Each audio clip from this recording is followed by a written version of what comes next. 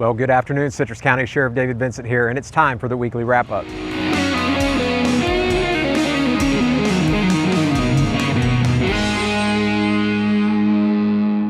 This morning, we hosted a ceremony rededicating our fallen officer memorial to include the names of Corporal Lahara and Corporal Rodriguez, and unveiling a new plaque on the backside of the monument honoring FHP Trooper Smith.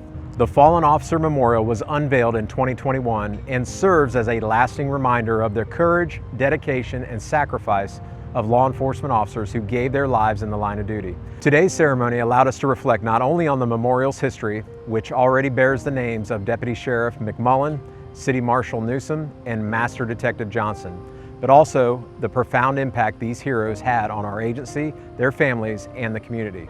We were honored to pay tribute to Citrus County's fallen officers, and we will remain committed to ensuring their legacy is never forgotten.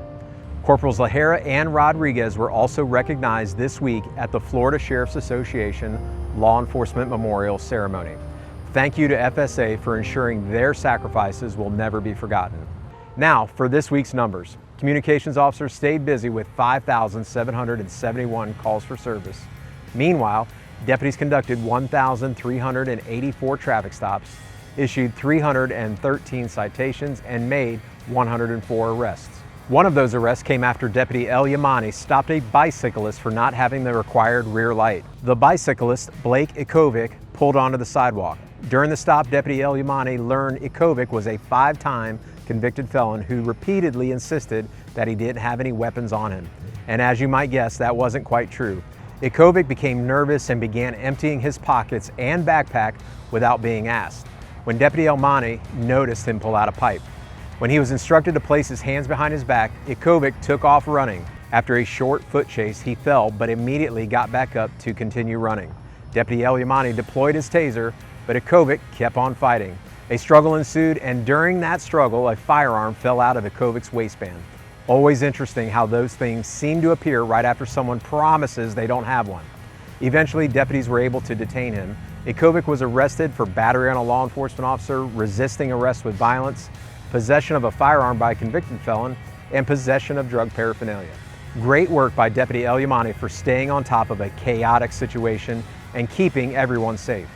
That same night, Deputy Picard was called to downtown Crystal River after a bar patron randomly began punching 2 individuals that he did not know standing outside, knocking one of them unconscious before running off. Deputy Picard spoke with witnesses and gathered surveillance footage, which played a key role in identifying the suspect.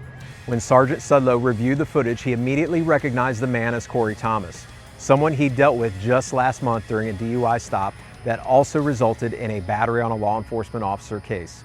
Thomas also has a pending out-of-county battery on a Leo and several other past battery-related cases. At this point, let's just say he's becoming a very familiar face for all the wrong reasons. A BOLA was issued, and it was not long before Deputy Stack spotted Thomas driving 15 miles an hour in a 45. After a traffic stop, Thomas initially refused to exit the vehicle, but was eventually detained. Deputies saw clear signs of impairment. Thomas declined to perform field sobriety tests, and later at the jail, he refused to provide a breath sample. He was arrested and charged with aggravated battery, DUI, refusal to submit, and driving while license suspended, which, unsurprisingly, was already suspended from last month's refusal during his previous DUI. Great work to all involved for getting this dangerous individual behind bars. That's it for this week. Be sure to follow us on Facebook so you never miss an update. And if you found this video helpful, give it a like and share with your family and friends so everyone can stay in the know with CCSO.